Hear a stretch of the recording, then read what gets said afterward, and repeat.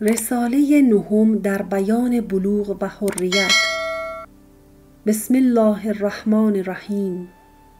الحمد لله رب العالمین و العاقبة للمتقین و الصلاة و السلام علی انبیائه و اولیائه خیر خلقه و علی آلهم و اصحابهم الطیبین الطاهرین.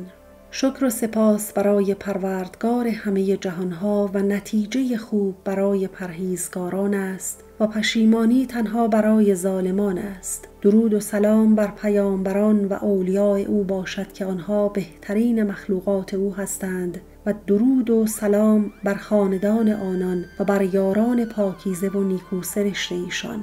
اما بعد چنین گوید از عف ضعفا و خادم فقرا عزیز ابن محمد نصفی که جماعت درویشان کثرهم الله که خدایشان را زیاد کند از این بیچاره درخواست کردند که میباید که در بلوغ و حریت رساله‌ای جمع کنید و بیان کنید که بلوغ و حریت چیست. درخواست ایشان را اجابت کردم و از خدای تعالی مدد و یاری خواستم تا از خطا و زلل نگاه دارد. انه علی ما یشاء قدیر و بالاجابت جدیر. همانا او بر هر چیزی که میخواهد قادر است و لایق اجابت کردن است. در بیان معنی بلوغ و حریت بدان اعزک الله فی الدارین، خداوند تو را در دنیا و آخرت عزیز کرده است که هر چیزی که در عالم موجود است نهایتی و غایتی دارد. نهایت هر چیز بلوغ است و غایت هر چیز حریت است و این سخن تو را جز به مثالی معلوم نشود، بدان که میوه چون بر درخت تمام شود و به نهایت خود رسد عرب گوید که میوه بالغ گشت و چون میوه بعد از بلوغ از درخت جدا شود و پیوند از درخت جدا کند عرب گوید که میوه حر گشت. چون معنی نهایت و غایت را دانستی اکنون بدان که علامت نهایت آن باشد که به اول خود رسد. هر چیز که به اول خود رسید به نهایت رسید، یعنی تخم گندم که در زمین انداختند و شرایط آن نگاه داشتند هر آینه در نشو و نما آید و هر روز در ترقی و زیادت باشد تا آنگاه که میوه پیدا آید و میوه هر چیز تخم همان چیز باشد. چون به تخم خود رسید به نهایت خود رسید و دایره تمام شد. دایره تا به اول خود نرسد تمام نشود، چون به اول خود رسید تمام شد. همچنین تخم قالب آدمی نطفه است. چون قالب آدمی به جایی رسد که نطفه در وی پیدا آید و ظاهر شود گویند که بالغ شد، یعنی به نطفه رسید و معنی بلوغ رسیدن است و معنی حریت آزادی و قطع پیوند است. اکنون این چنین که بلوغ و حریت را در محسوس دیدی در معقول نیز همچنین میدان که محسوس صورت معقول و جسم قالب روح است و ملک نمودار ملکوت است و دانایی گفته است که ان الله تعالی خلق الملک علی مثال ملکوته و اسس ملکوته علی مثال جبروته لیستدل بملکه علی ملکوته و بملکوته علی جبروته. خداوند متعال عالم طبیعت را بر مثال ملکوتش خلق کرد و ملکوتش را بر مثال جبروتش تا استدلال کند یا استدلال شود با ملکش بر ملکوتش و با ملکوتش بر جبروتش. سخنی به غایت خوب است. ملک وجود حسی است و ملکوت وجود عقلی است و جبروت وجود حقیقی است.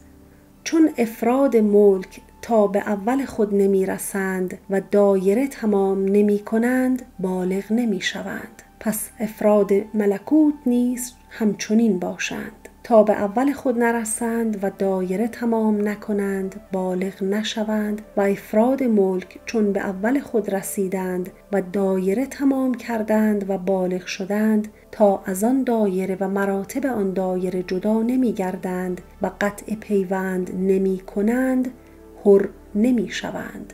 پس افراد ملکوت نیز چون به اول خود رسند، دایره تمام کنند و بالغ شوند، تا از آن دایره و مراتب آن دایره جدا نگردند و قطع پیوند نکنند، حر نشوند. و دانستن این سخن اصلی قوی است، یعنی دانستن مناسبات میان ملک و ملکوت و جبروت سری بزرگ است.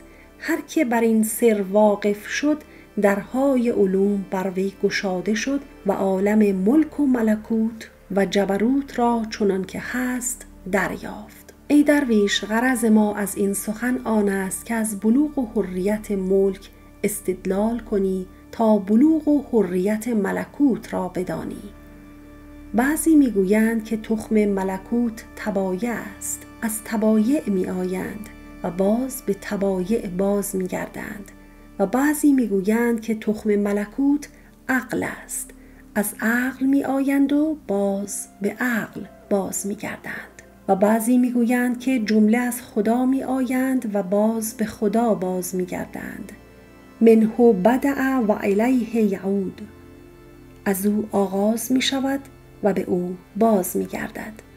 افحسبتم انما خلقناکم عبثا و انکم الینا لا ترجعون فتعالی الله الملك الحق لا اله الا هو کل شیء هالک الا وجهه. آیا گمان کردید که قطعا شما را بیهوده آفریدیم و حتما شما به سوی ما بازگردانده نمی شوید؟ لا اله الا هو کل شیء هالک الا وجهه. و هیچ خدایی جز او نیست، جز ذات او همه چیز نابود شونده است. و غرض ما در این موضع بیان این سخنان نیست. پیش ما هیچ شک نیست که همه از خدا می آیند و باز به خدا باز می گردند. منه بدأ و الیه یعود، از او آغاز است و به سوی او بازگشت است. غرض ما در این مقام بیان بلوغ و حریت است و هر آنچه بگویند غرض ما حاصل است، از جهت آن که ما میگوییم که هر چیز که به اول خود رسید بالغ گشت.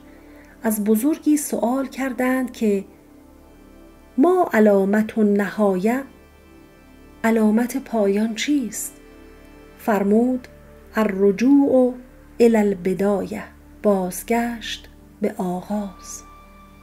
در بیان بلوغ و حریت آدمی، بدان که ما قاعده سخن چنان خواهیم نهاد که تخم موجودات عقل اول است، از جهت آنکه انبیا و حکما اتفاق کردند که اول چیزی که خدای تعالی آفریده است جوهری بود و نام آن جوهر عقل اول است. چون تخم موجودات عقل اول است، پس عقول و نفوس و افلاک و انجم و عناصر و طبایع، معادن و نباتات و حیوانات جمله در عقل اول بالقوه موجود بوده باشند، چنان که بیخ و ساق و شاخ و برگ و گل و میوه جمله در تخم گندم بالقوه موجود بودند و به تدریج پیدا می آیند تا به میوه رسند و چون به میوه رسیدند به نهایت خود رسیدند و دایره تمام شد. همچنین جمله موجودات از عقل اول پدید آمدند تا به انسان رسیدند. چون بعد از انسان چیزی دیگر نبود، معلوم شد که انسان میوه درخت موجودات است و چون انسان به عقل رسید و بعد از عقل چیزی دیگر نبود، معلوم شد که تخم اول عقل بوده است. پس انسان چون به کمال عقل رسید، به نهایت خود رسد و بالغ گردد و دایره تمام شود. ای درویش، به یقین بدان که خدای تعالی فاضلتر و گرامیتر و بزرگوارتر از عقل اولی چیزی دیگر نیافرید. عقل است که اشرف مخلوقات است و عقل است که نزدیک است به خدا و عقل است شناسای خدای از مخلوقات. هیچ چیز خود را نشناخت الا عقل و هیچ چیز خدای را ندانست الا عقل. داناتر از عقل و مقربتر از عقل چیز دیگری نیست. اما عقل مراتب دارد و از مرتبه‌ای تا به مرتبه‌ای تفاوت بسیار است. هر که به یک جزء عقل رسید پنداشت که به کمال عقل رسید و نه چنین است. هر که به نهایت عقل رسید به کمال عقل رسید و اگر کسی گوید که در آخر نورالله پدید آمد و بعد از نورالله چیزی دیگر نبوده است راست باشد. اتقوا فراست المؤمن انه ینظر بنور الله تعالی. از روشنبینی مؤمن بپرهیزید که او با نور خدا نگاه می کند، یعنی به نوری که خدا به او بخشیده. افراد موجودات جمله مظهر نور خدایند و خدای است که از جمله ظاهر شده است به تخصیص از آدمیان. کنت سمعه الذی یسمع به و بصره الذی یبصر به و یده التي یبطش بها و رجله التي یمشی بها. من گوش او می شوم که با آن گوش می شنود و من چشمش می شوم که با آن چشم می بیند و من دستش می شوم که با آن دست خود را سیر می کند و پایش می شوم که با آن پا راه می رود. غرض ما در این موضع بیان این سخن نیست.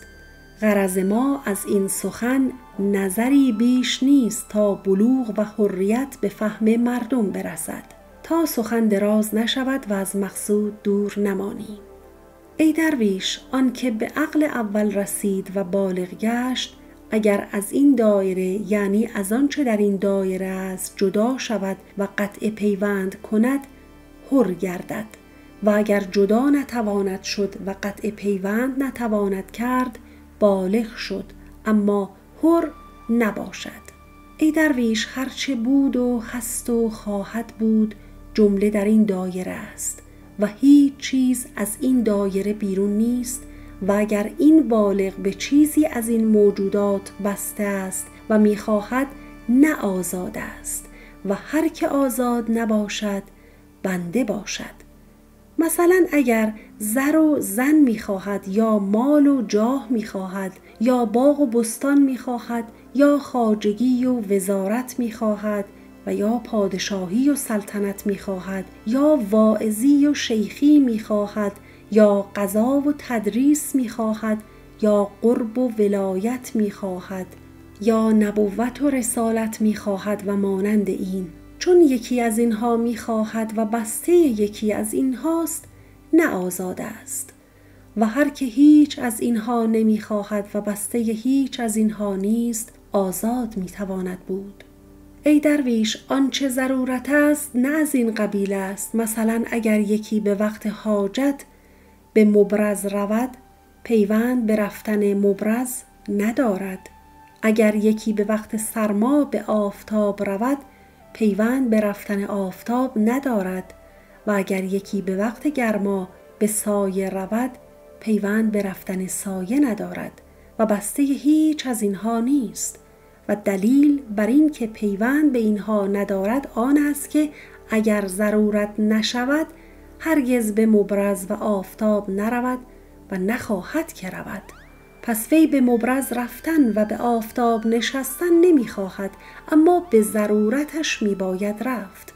اگر جهت آن که دفع اذی از خود کمی باید کرد و در جمله کارها همچنین میدان که طلب ضرورت و دفع اذی مانع آزادی یا فراغت نیست، اما اگر کسی به جامه کرباسین دفع سرما و گرما از خود میتواند کرد، جامه کرباسین دارد و نپوشد و گوید مرا جامه ختایی و کتان انصاری باید، نه آزاد باشد، بنده بود و در جمله کارها همچنین میدان.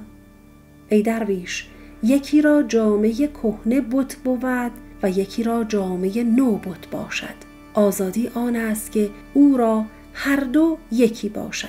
غرض ما از جامه دفع سرما و گرماست. هر کدام که حاصل باشد وی آن خواهد و اگر هر دو حاصل نباشد هر کدام آسانتر حاصل شود طلب آن کند. ای درویش، آن کس که گوید جامه نو میخواهم و کهنه نمیخواهم در بند است و آن کس که گوید جامه کهنه میخواهم و نو نمیخواهم هم در بند است و بندی از آن روی که بنده است تفاوتی نکند.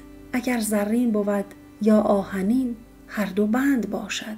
آزاد آن است که او را به هیچ گونه و هیچ نوع بند نبود که بند بت باشد.